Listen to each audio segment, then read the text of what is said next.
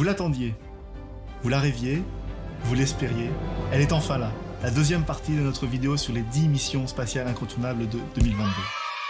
On vous l'a déjà dit, la conquête spatiale est difficile. Et en plus, le calendrier des agences spatiales n'est pas toujours respecté. La mission Starship, qui devait décoller, n'est pas encore partie. La mission Artemis 1, qui devait décoller ce printemps, est reportée à septembre. Vega C, qui devait décoller fin mars, a décollé cet été. Le nouvel essai de la capsule de Boeing Starliner a bien eu lieu, et le télescope spatial James Webb a bien dévoilé ses clichés comme prévu. Par ailleurs, il y a eu la guerre en Ukraine, qui a pas mal perturbé certaines coopérations internationales. Un exemple, la mission ExoMars 2022, qui était une coopération entre les Russes et les Européens, a été annulée. Et maintenant la suite. 2020 est la décennie qui marquera le retour des États-Unis sur la Lune. Dans les années 60 et 70, il y a eu le programme Apollo. Maintenant, c'est le programme Artemis. L'objectif entre Apollo et Artemis est le même, envoyer des petits bonhommes sur la Lune. Mais il y a une petite subtilité, c'est qu'avec Artemis, on ouvre la voie à établir une base permanente sur la Lune.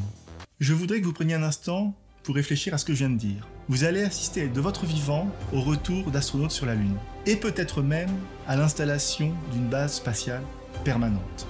Mais on n'en est pas encore là. L'objectif immédiat, c'est de construire une station lunaire qui sera en orbite autour de la Lune et qui servira de point de passage entre la Terre et la surface. Mais avant d'envoyer ces premiers modules, et afin de vérifier que tout se passera bien, il faut envoyer d'abord une première mission qui servira, entre guillemets, d'une mission d'exploration. C'est la mission Capstone. Celle-ci est partie fin juin et arrivera sur place en fin d'année, vers décembre. Maintenant, la deuxième mission. Si vous avez fait mandarin première langue, je m'excuse d'avance, car je vais devoir prononcer quelques noms en chinois, et malheureusement, moi j'ai fait allemand et anglais dans mes études. En ce moment, la Chine construit une station spatiale autour de la Terre, un peu comme l'ISS, ou avant elle, la station Mir. Cette station spatiale chinoise s'appelle Tiangong. Pour l'instant, un premier module a été positionné autour de la Terre l'été dernier en 2021. Lui s'appelle Tianhe. Vous avez prévenu, je ne parle pas chinois. Maintenant que le module central est en place, cet été a eu lieu un premier événement, l'arrivée d'un laboratoire, Wentian. Et ensuite, en octobre, le deuxième module arrivera, Mengtian. Actuellement, la station spatiale chinoise est déjà opérationnelle. Elle a déjà accueilli plusieurs équipages chinois, dont certains ont fait des séjours longs. Il faut savoir qu'en fait, cette station spatiale, c'est la 3e de la Chine. Il y a déjà eu 2 prototypes expérimentaux, en 2011, Tiangong 1, et en 2016, Tiangong 2. Maintenant, c'est en quelque sorte Tiangong 3.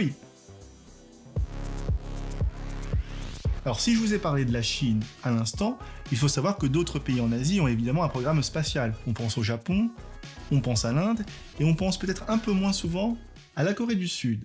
Si vous n'avez jamais entendu parler jusqu'à présent du programme spatial coréen, ce n'est pas très étonnant. Mais c'est en train de changer. La Corée du Sud a procédé cet été au lancement de sa toute première mission spatiale vers la Lune. C'est la mission Danuri. Alors, ce n'est pas la Corée du Sud qui a envoyé elle-même la sonde, elle a fait appel à l'entreprise américaine SpaceX. Si tout se passe bien, la Corée du Sud deviendrait alors la 7e puissance spatiale à rejoindre la Lune. Son arrivée sur place est attendue, là encore, vers la fin de l'année. L'objectif, c'est d'étudier la surface lunaire. Petite particularité d'une de ses caméras, son objectif sera de photographier les zones qui restent tout le temps dans l'ombre sur la Lune. Évidemment, on croise les doigts pour la Corée, on espère que Danuri arrivera à terme. Ah non, peut-être pas à terme, c'est pas un accouchement, merde. On espère que ce sera un succès. Place maintenant à la 4e mission de la liste et la 9e de l'année. Saviez-vous que la NASA a mis en place un bureau de défense planétaire? Évidemment, il ne s'agit pas de nous défendre contre les petits hommes verts.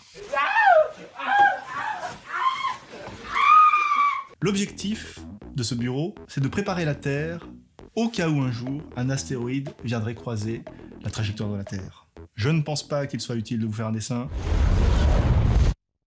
Pour éviter évidemment que ce scénario se produise, inutile d'appeler Bruce Willis. C'est pour cela qu'en 2017 a été imaginé le programme DART. L'objectif de DART, c'est d'être un impacteur, donc d'impacter. Cet impacteur fait à peu près une demi-tonne. Il sera lancé à vive allure contre l'astéroïde et le choc devrait permettre de déplacer légèrement l'astéroïde hors de la trajectoire de la Terre. La cible en question, c'est ce qu'on appelle un astéroïde binaire. Les noms que je vais citer ne sont pas des Pokémon, mais il y a toutefois l'astéroïde principal, Didymos, et un petit astéroïde qui tourne autour, comme une mini-lune, qui s'appelle Didymoon. Tout ceci, évidemment, sert à entraîner la NASA pour le jour où un astéroïde vraiment menaçant croiserait la route de la Terre. Et si jamais ça ne marche pas, on appelle Bruce Willis. Wait a minute. Et maintenant, la dernière mission de l'année, le CST Starliner. La première mission dont je vous parlais en début d'année, c'était une mission inhabitée.